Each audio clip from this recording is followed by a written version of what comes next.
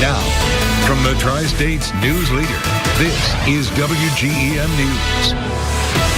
Tonight, aiming high for a cause today in hopes of better preparing Tri-State youth for life. And Missouri lawmakers worry about an upcoming budget deadline. What could happen if they fail to meet it? Plus, recognizing people helping to create a better tomorrow, one student at a time. Good evening, everyone. I'm Raja Maples. And I'm Daniel Wynn. Schools across the country are celebrating National Teacher Appreciation Week. But at the same time, making a career out of education is now becoming less common. That's right. With schools competing for teachers amidst a national educator shortage, WGEM's Dylan Smith spoke with a few veteran educators in Keokuk about what keeps them coming back. Ask any teacher what their favorite part of the job is. The kids. I love the students. I think it's neat to be able to be proud of other people's kids. And they'll tell you it's the kids. If you only have one shot at being alive, it's good to be able to do something like have a legacy where you're really helping in the future. One of my students has cut my hair. Nurse practitioners.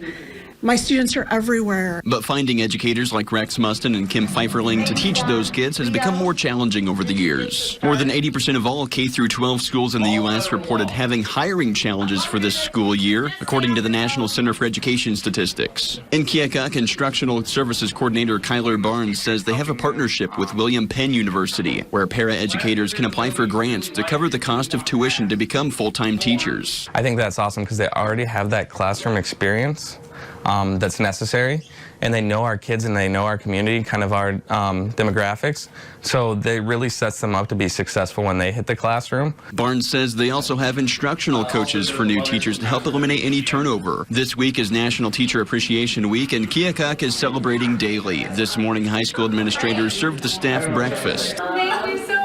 And at Hawthorne Elementary, teachers were given carnations. Tanya Brooks, a teacher of over 30 years, has a message for those interested in the field. This is our future, and we need to surround ourselves and invest ourselves in kids that are going to be taking care of us someday. Dylan Smith, WGEM News, Keokuk. Sure.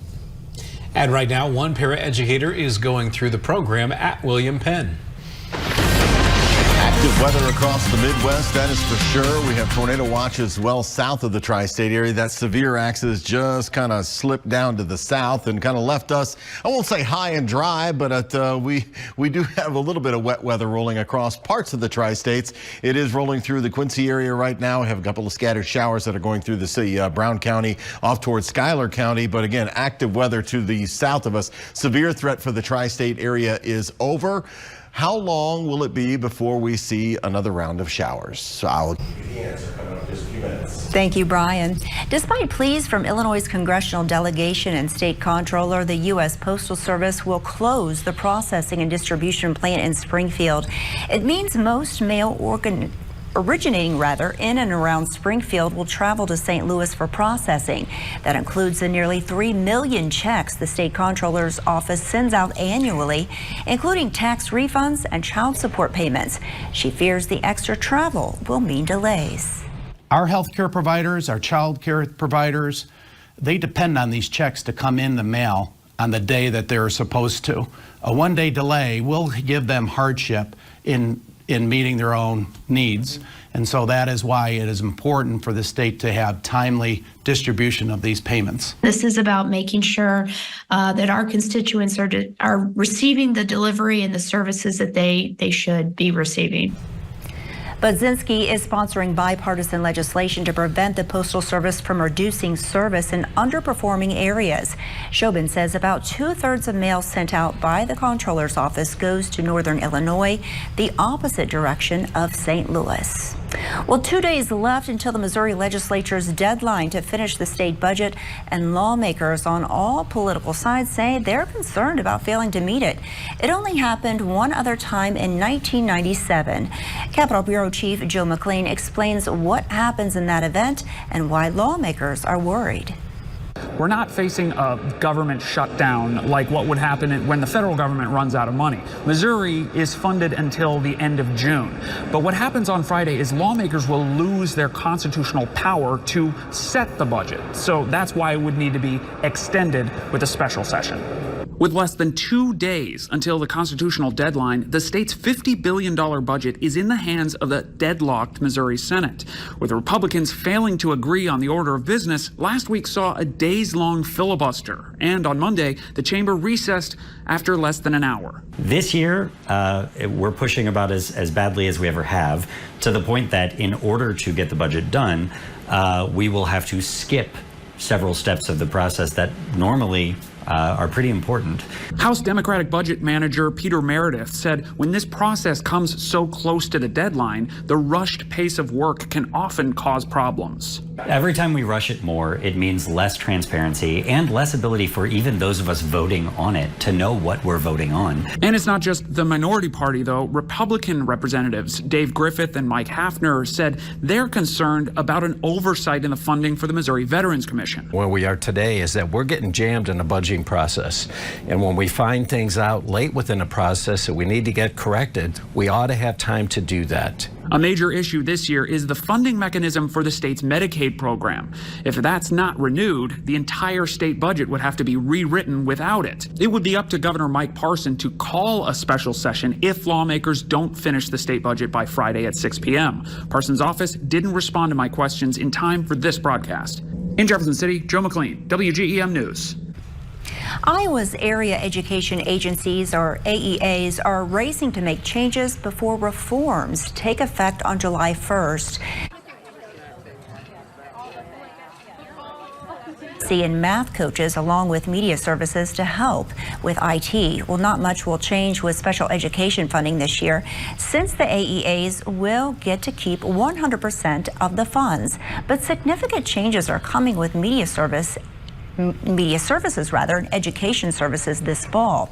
Now, districts will only be required to send 40% of their funds to AEAs, and Heartland agencies in Central Iowa says they'll have to scrap about 50 open positions, which means less flexibility in services offered. There's grieving because people have really invested in that equity of services across the state for years. I would also say that there's part of it that is a challenge that is invigorating to people. Work is underway to preserve as much frontline staff as possible. Parents can ask teachers and their school superintendents about how changes to services will look at their child's school. Clay pigeon shooters in Mendon set their sights on 100 targets from 18 different stations earlier today at Camp Sockanock. More than 185 shooters participated in this year's Sporting Clays for scouting. The event has been going on for more than 20 years. This was the third year at Camp Sockanock. Organizers say the money raised goes to local scouts. A dinner was held after the shooting competition, in addition to a live auction and prizes for the best team and best shooter of the day. It's a great event. It's been going on for a long time, and it really helps the scouts reach their budget goals. It really helps the youth come out and enjoy the camp. And there will be a youth shooting event Saturday at Sockanock for children 12 and under. For more information, just head to WGEM.com. Happening right now, the Consumer Financial Protection Bureau is banning excessive credit card late fees and lowering the typical fee from $32 to $8. But the move comes with some pushback from bank associations. In this Watching Your Wallet, consumer investigator Carice Jackman spoke with the CFPB's director about how the new rules could impact you. The Consumer Financial Protection Bureau is banning excessive credit card late fees. We want to make sure that credit card abuses go away and that people are fairly treated. Consumer Financial Protection Bureau Director Rohit Chopra says he wants to make things easier for consumers. It's why he says the CFPB is cracking down on excessive credit card late fees. About 20 years ago, we started seeing pervasive abuses in the credit card industry. So Congress, a little over a decade ago, passed a law fixing a lot of it. We did some research and found that some of the biggest credit card issuers in the country found a loophole, and they were exploiting it for billions of dollars each year. So we have put into place updated rules that they can't exploit and they can't abuse. Chopra says the updated rule applies to the largest credit card issuers, those with more than 1 million open accounts. Chopra says this new rule lowers the dollar amount for late fees from $32 to $8, ends the abuse of the automatic annual inflation adjustment, and requires credit card issuers to show their math and show proof that their higher fee is necessary to cover the actual collection cost. But the changes haven't come without criticism. 6 bank associations and commerce chambers across the country have filed a lawsuit against the CFPB, challenging its new rule. The associations and chambers claim the new rule will ultimately harm the consumers the CFPB is charged to protect by resulting in more late payments, increasing debt, reducing credit access, as well as increasing APRs for all consumers. What are your thoughts on the fact that this lawsuit is being filed and the reaction from the CFPB, sir? It's no surprise that junk fee lobbyists are going to fight back. They've been making a killing off of charging people for fake or worthless services. So we're not surprised that they're filing lawsuits to stop it, but we are on strong ground and are not going to back down. They need to follow the law that Congress has passed, and they cannot be illegally exploiting credit card customers. As for general tips to consumers before applying for a credit card, Chopra says consider a smaller bank or credit union if you're worried about high interest rates. And if you're being mistreated or think you've been a victim of a law violation, file a report with the CFPB so they can investigate. With this Watching Your Wallet, I'm Carice Jackman. Now, the new rule does not change the credit card issuer's ability to raise interest rates. The effective date of the final rule will be 60 days after published in the Federal Register. We've reached out to the American Bankers Association and attorneys for comment. They referred us to their press release about the litigation. Still to come at 6, Blessing Health recognizes nurses who go above and beyond the call of duty. Plus, we will take a look at Brian's forecast and what's headed into the weekend for Mother's Day. Next on WGEM News at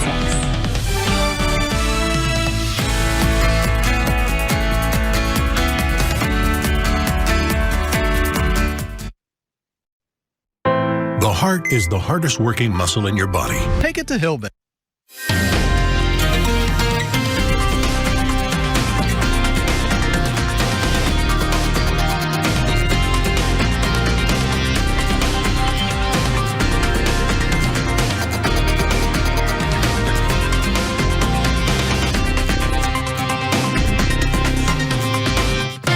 Tri-State's news leader. This is WGEM News at 6. It's National Nurses Week, and today Blessing Health System recognized a few of its own at its annual Excellence Awards presentation. Of the 80 staff members nominated, 8 nurses were presented awards for their work. They included the Distinguished Nurse Award, Advanced Practice Registered Nurse Award, and Year 1 Wonder Award for a new nurse. I always wanted to be a nurse, kind of cheesy. My aunt, she was a nurse, and I look up to her a lot, and I did CNA classes at high school, and I worked at a nursing home, and then I worked in the ER for a couple years before I became a nurse, and I just love healthcare and caring for people, and I have a passion for it. Blessing employs more than 1,170 nurses, making up 30% of its total staff. New at 6, Quincy University students are in their last week leading up to Saturday's commencement ceremony. This will be QU's 161st commencement. The school has about 160 students set to graduate this weekend. This week has been full of last-minute tests for graduates as they wrap up their time in college. One student, Jesse Mose, was selected as the senior representative and will be delivering the welcome address and reflection. Mose says this is a great time at QU, and that they've set him up for success. The people who go here are incredible. The faculty are amazing, and I think just the number of opportunities that come with QU has made this a really impactful journey. The celebrations begin with a graduate brunch and baccalaureate on Friday. The commencement ceremony begins on Saturday at 10 a.m. Right now, we are learning more about the impact of weight loss drugs like Ozempic on pregnancy. This is more women are taking to social media saying they've become pregnant unexpectedly. Researchers say the drugs have been shown to increase a woman's chance of getting pregnant, specifically because losing weight in general is associated with an increase in fertility. But experts say the drugs also can make birth control pills less effective. And a new study suggests flame retardants in car seat foam may increase exposure to cancer-causing chemicals. In that study just published in the Environmental Science and Technology, researchers tested air samples from inside the cabins of several cars. And they found potential carcinogens in the air. They also found the levels were higher in the summer since warmer temperatures increased the amount of chemicals released from the seat foam into the air. Now, your first alert forecast from WGEM News. All right, showers roll through part of the area. If you had a softball game planned tonight, I'm guessing, being told that there are some rainouts from muddy fields from a little bit of rain across the area. Didn't amount to much, but with the grounds already pretty much saturated, it doesn't take a lot to make things a muddy mess. We are about to come to an end for the showers for the rest of the night tonight. We'll say showers are ending. Keokuk Tower Cam, it is nice and quiet right now with a 73-degree temperature, southeast wind at around 11 miles an hour. Dew points at around 54, so 50% relative humidity, and then it's still there. Yeah, you can see it, the Quincy Tower Cam. We got just a little bit of a rainbow left right there. We had some rain showers roll through the area. Sun's not quite set, and so those rainbows are out. 67 degrees at Quincy. A little bit of rain, cooled air here. 67, 66. We were down to 64 briefly, and there's 76 near 80-degree daytime highs, and they're still hanging on the northern tier where they did not see the rain. The wind flow kind of all over the place because the showers pull through the area. It's now starting to kind of right itself, and it'll be out of the south and then out of the west behind this system as it rides on to the east for the tri-states and for the Midwest. It is knocking down some pretty furious thunderstorms across southern Illinois.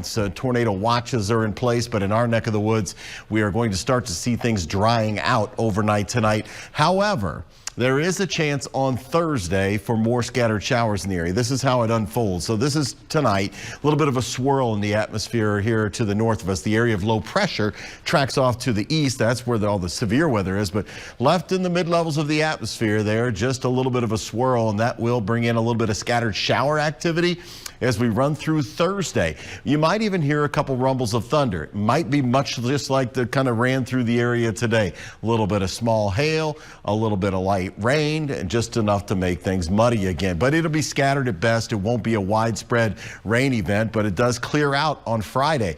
We are left with a cloudy sky for much of the day Friday, or partly cloudy skies.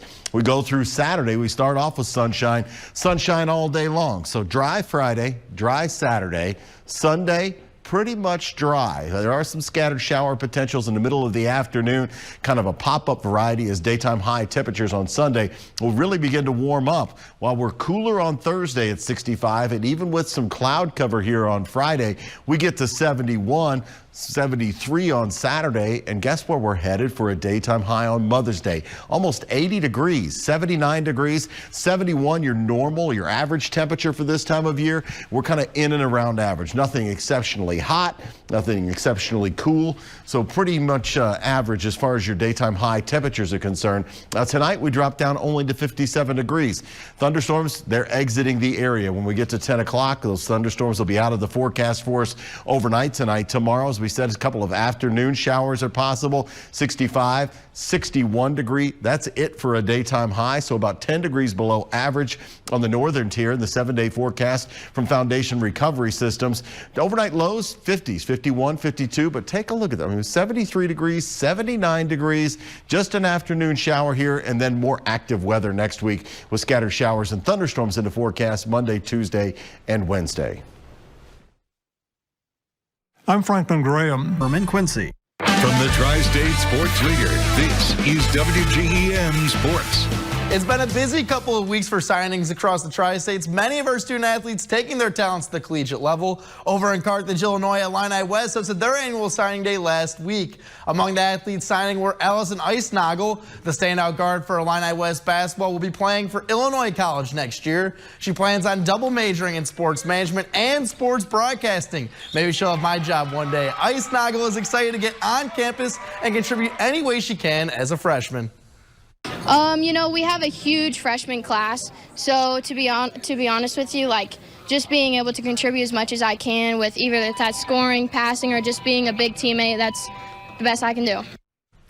Allison has been a three-point marksman for the Chargers since she began playing as an underclassman, and head coach Grant Supernaut knows Illinois College is getting a feisty competitor. I'm really proud of Allison. You know, coming in as a freshman, she's really worked for everything to get to where she's at today. You know, from the beginning of her freshman year to senior year, she became more of a vocal leader for us. She's a three-point shooter, three-point threat. Unfortunately, you know, she had some injuries this season or senior year, but she stuck with it. So Illinois College is getting a really good basketball player. Rounding out the signings from Illini West is Peyton Downs. The third baseman for the Charger-based softball team will be heading to Culver Stockton next season, and she's ready to branch out while continuing to play the sport she loves. I decided on Culver because it's not too far away from home and it's not too close, and I think it's a perfect opportunity for me to get a little taste of what it's like to not be close to home. I'm very Sticking with the signings over in Monroe City, earlier this week, one of their standout baseball players made his college decision official. Infielder Carter Jones will be continuing his academic and athletic career on the baseball diamond at Central Methodist University. Jones has been a star for the Panthers during his 4 years playing baseball for the program. He is currently batting over 500 and says his favorite memory of playing baseball was getting the chance to play with his brother when he was an underclassman. The standout infielder knows he wouldn't be where he is today without everyone who's helped him along the way. They've just all been supporting me throughout the years. My dad, my mom, and everybody has been holding me to baseball, making sure I don't fall off or nothing like that. Just fundamentals and my hard work, and just don't give up. Coming up later tonight on WGEM Sports at 10, we'll have baseball and softball highlights from across the Tri-States, including stops in Liberty and Camp Point. But for right now, that's all the time we have for sports. Don't go anywhere. We'll be right back after this. Dust and debris. Well, some afternoon showers into the evening hours Thursday, just enough to make things muddy again. And then we got some dry time. Friday, Saturday, and most of Sunday look dry for the Tri-States. And I am so grateful for that because I think we all need to dry out a little bit. I know, my backyard, yeah, definitely. Well, that does it for us at 6. We'll see you back here at 10. Have a great evening.